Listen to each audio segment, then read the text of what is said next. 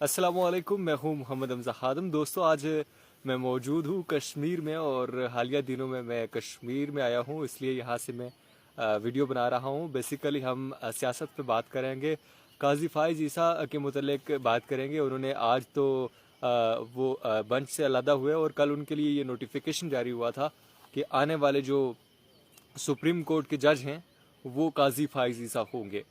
اور صدر پاکستان نے، اور پاکستان کی تاریخ میں یہ پہلی دفعہ ہوا ہے کہ کسی بھی چیف جسٹس کو پہلے ہی اناؤنس کر دیا گیا ہے۔ حالانکہ ہوتا یہی ہے کہ جو موسٹ سینئر ہوتا ہے اس کو جو ہے چیف جسٹس آف پاکستان بنایا جاتا ہے۔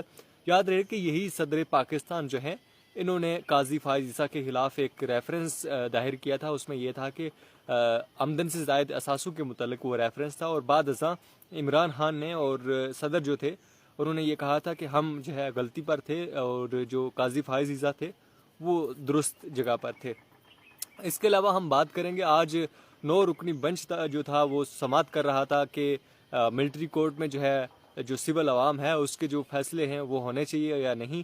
تو اس پہ جو ہے قاضی فائز عیسیٰ جو ہیں، جو فیوچر میں جو ہے چیف جسٹس آف پاکستان ہوں گے، انہوں نے علیحدگی کا اظہار کیا، اور انہوں نے کہا کہ میں جب تک جو پریکٹس اینڈ پروسیجر بل ہے اس میں یہ تھا کہ اصلاحاتی بل ہے سپریم کورٹ آف پاکستان کا، کہ از خود جو نوٹس ہے وہ اختیار جو ہے وہ کسی ایک شخص کا نہیں ہونا چاہیے۔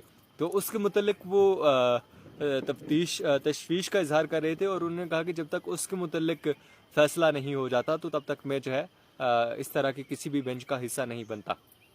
اور یہ ہے کہ جو الیکشن ملتوی ہوئے جا رہے تھے، اور اس کے متعلق بھی یہی تھا کہ یا تو عمر عطا بندیال کی سربراہی میں جو ہے وہ الیکشن ہو جائیں، یا پھر قاضی فائز عیسیٰ کی جو ہے وہ سربراہی میں الیکشن ہوں۔ لیکن اب یہ ہے کہ الیکشن جو ہے ان کی اس میں ہوں گے، لیکن جو انہوں نے علیحدگی کا اظہار کیا، جو پریکٹس اینڈ پروسیجر بل کے متعلق انہوں نے بات کی، وہ یہ تھی کہ بنیادی طور پہ کہ وہ جو ایک از خود نوٹس کا اختیار ہے وہ کسی ایک جج کے پاس نہیں ہونا چاہیے، وہ 3 ججوں کے پاس ہونا چاہیے۔ تو اصولی طور پر دیکھا جائے تو قاضی فائز عیسیٰ نے جو موقف اختیار کیا ہے وہ بالکل درست ہے، اور جو از خود نوٹس کا جو ایک اختیار ہونا چاہیے وہ مختلف جو ہے وہ ججوں کے پاس ہونا چاہیے، تاکہ جو اتھارٹی ہے، جو ایک سپریمیسی ہے وہ قائم رہے۔